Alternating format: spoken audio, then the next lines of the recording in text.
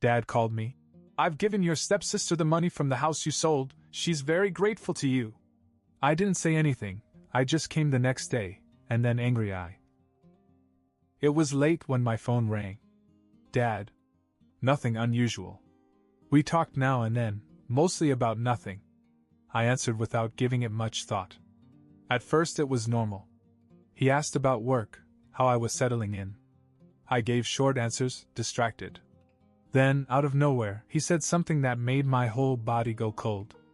"I gave your stepsister Olivia the money for the house you sold. She's very grateful." I thought I misheard him. "You what?" He sounded casual, even pleased with himself. As if he had done something good. He explained that Olivia had been in a difficult situation. She told him that she was in danger of losing her home because she had fallen behind on her mortgage payments. She was facing foreclosure. She had begged him for help, crying about how unfair it was, how she had no one else to turn to. And because he respected his wife, my stepmother, he couldn't refuse. He thought I wouldn't mind. I gripped the phone tighter. "Dad, are you kidding?" No hesitation. He wasn't. My stomach churned. $146,000. That was all I had left after selling my house. I had to leave the state for a while for work, and instead of putting it in a bank, I had asked my dad to hold it. He had a safe. I thought that was the safest option. I thought I could trust him. "Did you give her everything?" I asked, forcing my voice to stay calm. There was a pause. Just long enough for me to hear the answer. I hung up. For a few seconds I just stood there, gripping my phone so tightly that my hand hurt. My pulse was pounding in my ears. Then, suddenly, I moved. My body went on autopilot. I canceled every plan I had. Piled my clothes into a suitcase.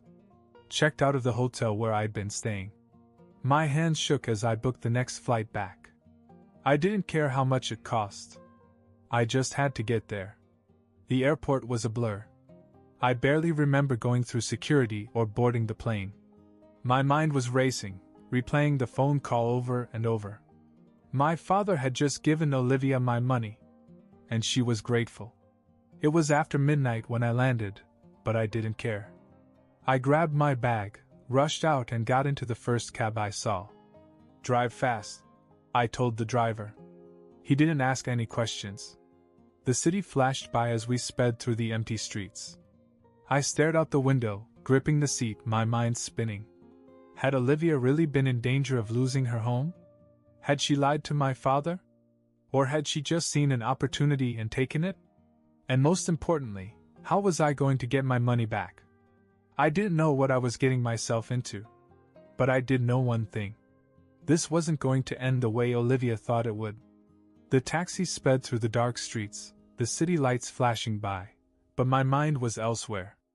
I kept replaying the conversation with my father, each word cutting deeper. Did he really think I wouldn't mind? That I'd just accept this? $146,000 gone. And for what? Olivia's mortgage? Her house at risk? It didn't add up. Olivia had always lived comfortably.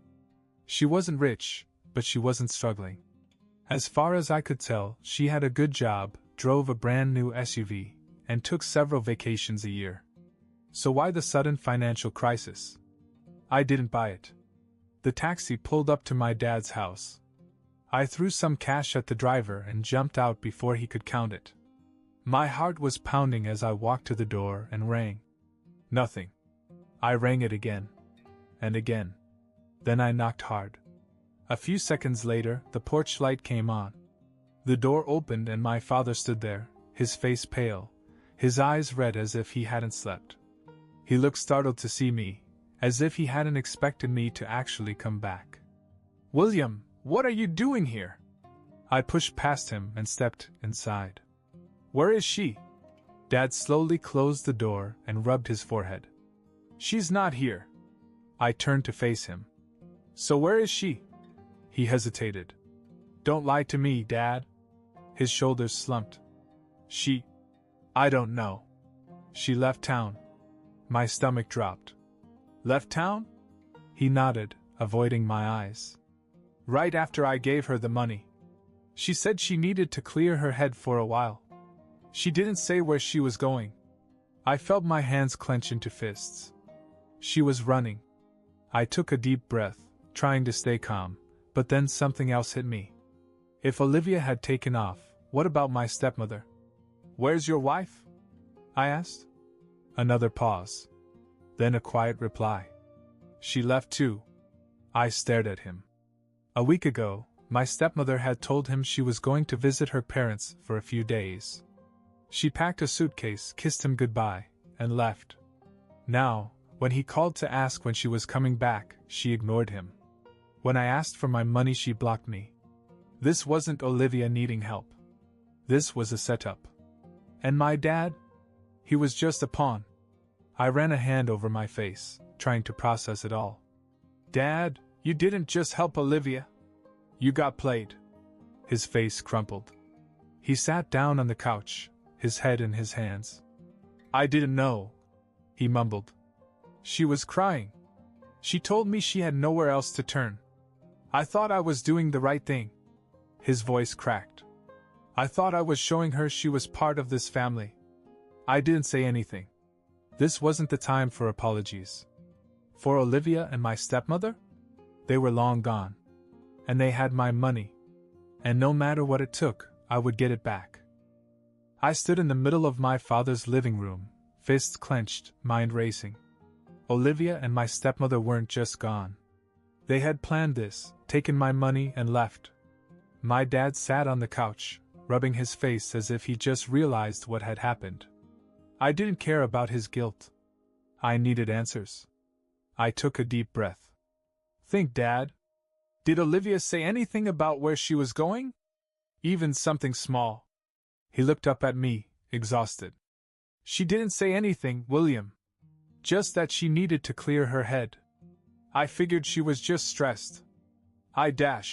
He sighed and shook his head. I didn't know she was going to disappear. I exhaled sharply. Clear her head? Dad, she didn't just take a break. She ran. Silence.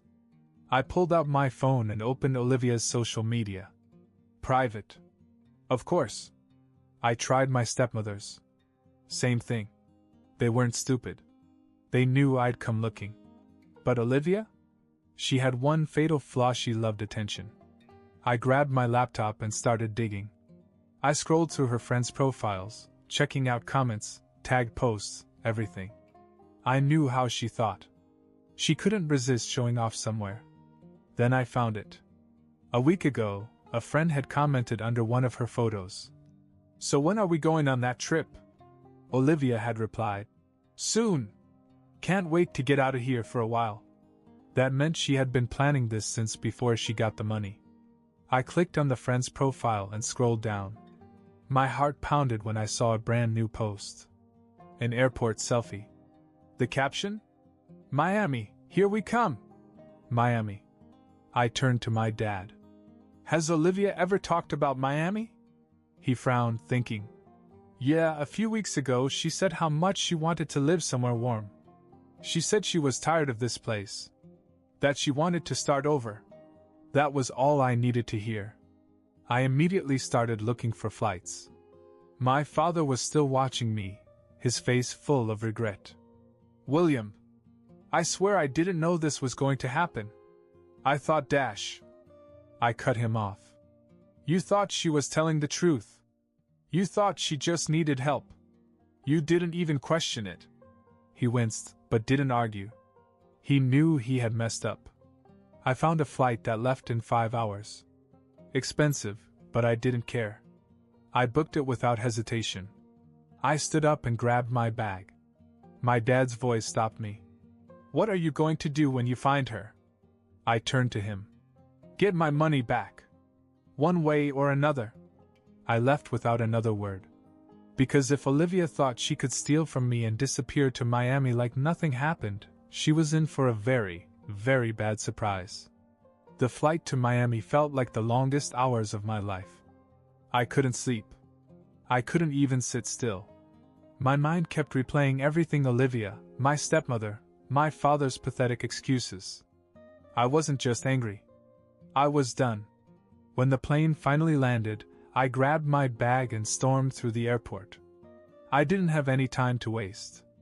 Olivia and my stepmother thought they were safe, thought they had gotten away clean. But they didn't know that I was already here. I took a cab straight to the friend's address. The girl who posted the Miami airport selfie.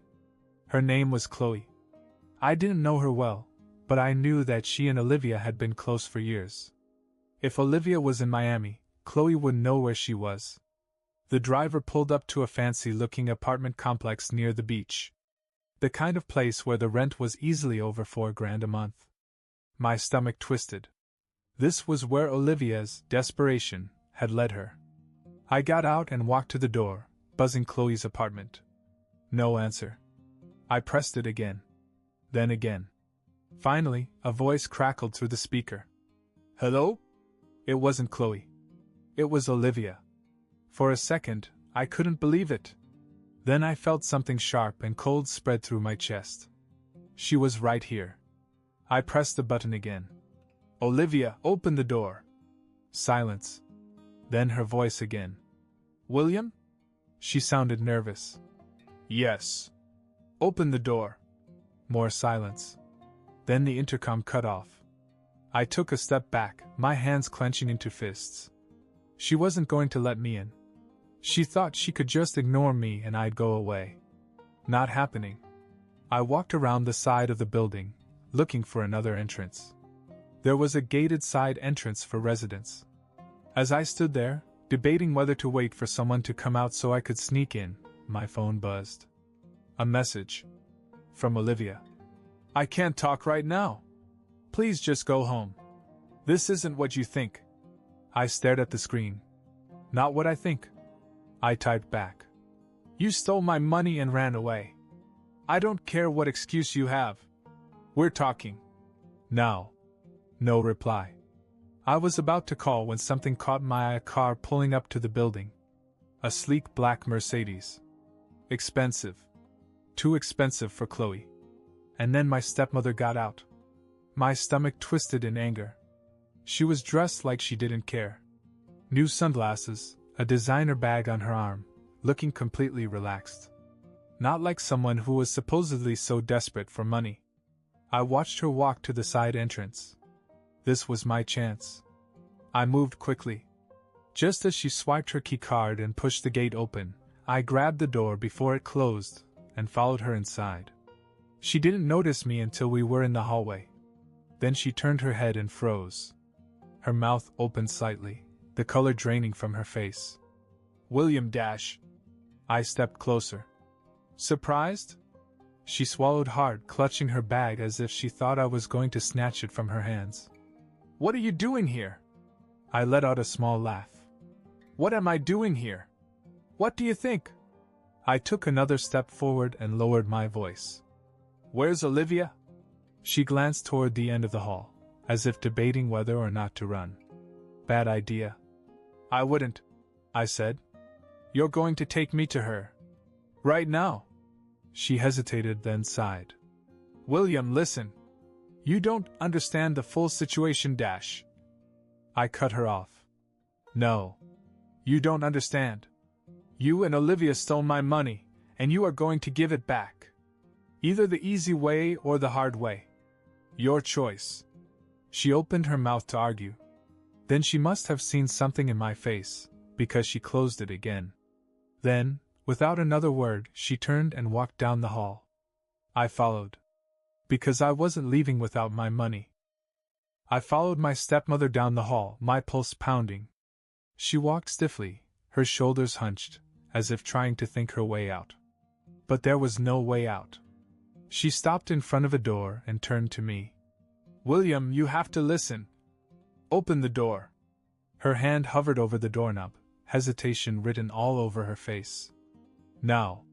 She exhaled sharply and unlocked it. The second the door swung open, I stepped inside.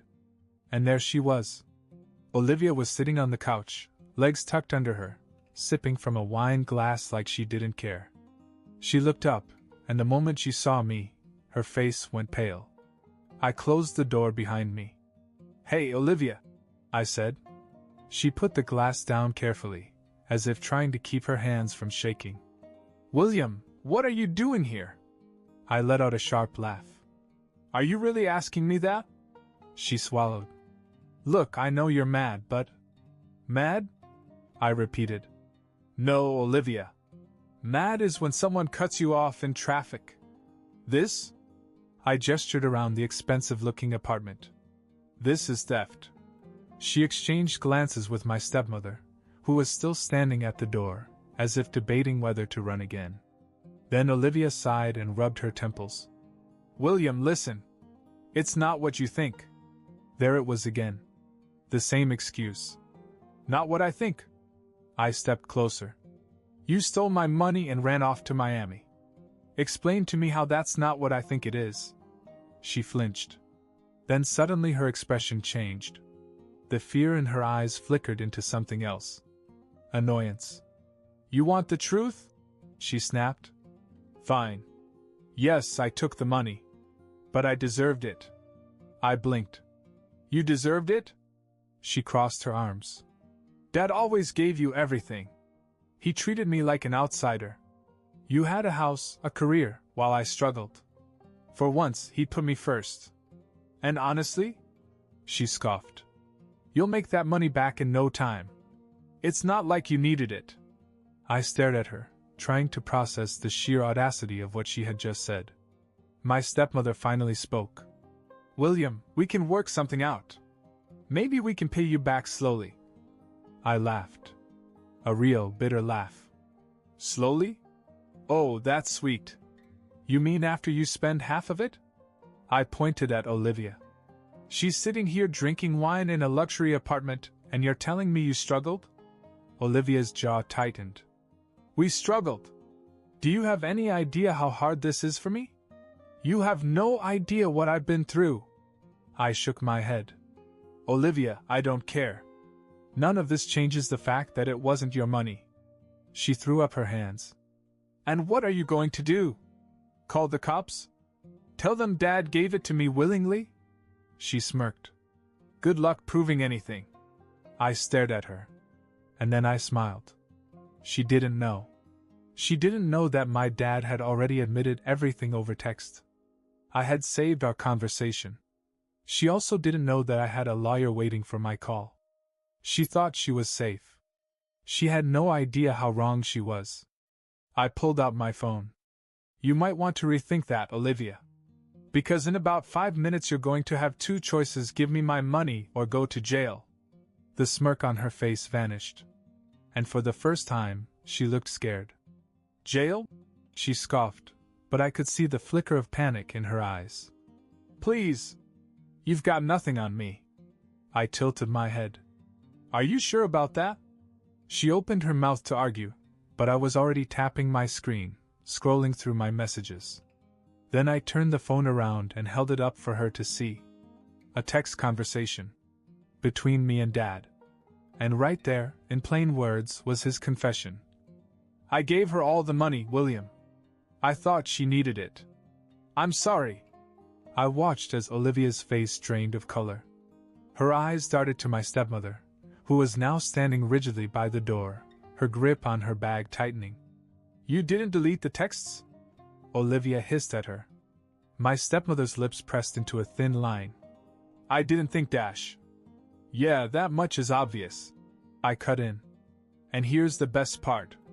I scrolled down and read the next message aloud. I know I messed up. I'll do whatever it takes to fix it. Just tell me what to do. I put the phone down. If you really think the cops aren't going to take this seriously, be my guest. Call my bluff. Let's see how they feel about fraud, theft, and interstate wire transfers. Olivia was breathing heavily now. She looked between me and my stepmother, her confidence cracking. They wouldn't, she said, but she didn't sound so sure anymore. I smiled. Try me. The room was silent. Then Olivia grabbed her wine glass and threw it at the wall. I didn't flinch. You're such a self-righteous prick, she snapped. You think you're so much better than me, but you're not. You just got lucky in life. I stepped forward and lowered my voice. This isn't about luck, Olivia. This is about consequences. You thought you could steal from me and walk away. Now you're going to fix it. She crossed her arms. And how exactly am I supposed to do that? The money's gone. That stopped me cold. Gone? I repeated. She shrugged, but I could see the tension in her shoulders. Spent. I turned to my stepmother. You too? She hesitated, then murmured. We had debts. Bills. We had to secure a new place before you dash. She caught herself. Before I came looking. I took a deep breath, trying to keep my voice steady. Let me get this straight. You stole $146,000 and in 2 months it's gone? Olivia scoffed. What did you expect? It's not that much money when you think about it. I ran a hand down my face, trying to keep myself from losing it right then and there. You spent my money and now you tell me there's nothing left? She shrugged. What do you want me to do, William? Pull it out of thin air? I stared at her. Then an idea hit me. You still have the car, right? I asked. Her face twitched. What? Your car. The new SUV you were driving before you left town. You still have it? She didn't answer. I turned to my stepmother. And you? The designer bag you came in with? The jewelry? The new apartment? I gestured around. You didn't pay for any of that with your own money, did you? They both remained silent. Good, I said. Because you're going to sell every single thing you bought with my money. And you're going to pay me back. Every cent. Olivia laughed bitterly. And if I don't? I leaned forward and lowered my voice. Then I'll make sure you and your mother spend the next 5 years explaining yourselves to a judge. For the first time, Olivia actually looked scared. And I wasn't bluffing. Olivia stared at me, breathing heavily. My stepmother looked even worse. Her face had gone pale, her hands gripping the edge of the counter, as if she might collapse. They knew I wasn't bluffing. I pulled out my phone again, this time scrolling through my contacts. You have 24 hours. I said. Either I start seeing my money or my lawyer makes some calls. Olivia clenched her jaw. This is blackmail. I laughed. No, Olivia. This is justice. I turned and headed for the door. I didn't have to say anything more. They knew I meant it. I spent the night in a hotel waiting. I didn't expect them to come up with the full amount, but I wanted them to feel the pressure. Olivia and my stepmother had been smug when they thought they were untouchable. I wanted them to sweat. And then the most incredible thing happened. The next afternoon my phone rang. It was Olivia. Her voice was flat, unemotional. Come back to the apartment. We have your money. I almost didn't believe her. I showed up an hour later, and there it was, a cashier's check for every last cent. $146,000. Plus $5,000 on top. For your trouble. Olivia muttered. I looked at them both. They looked exhausted, defeated. Where did you even get that? I asked. My stepmother didn't answer. Olivia just stared. It didn't matter. The money had come out of nowhere. Maybe they had savings. Maybe they had begged or borrowed from someone. Maybe Olivia sold the damn car overnight. I didn't care. I had what was mine. I took the check, nodded once, and left. No goodbyes. No second chances. When I got back to my dad's house, he was standing at the door waiting for me. When he saw me, his shoulders slumped in relief. You got it? He asked. I held up the check. Every cent. He swallowed hard. William, I dash. I shook my head. Don't. I don't need an apology. He hesitated. But you do forgive me? I thought for a second. I do. And I meant it. He had been manipulated. He wasn't a bad person, just too trusting. But then I looked him in the eye and said, but I won't trust you like that anymore. His face fell, but he nodded. I understand. And that was it. I put the money in the bank the next day, where it should have been in the first place. As for Olivia and my stepmother? I never spoke to them again.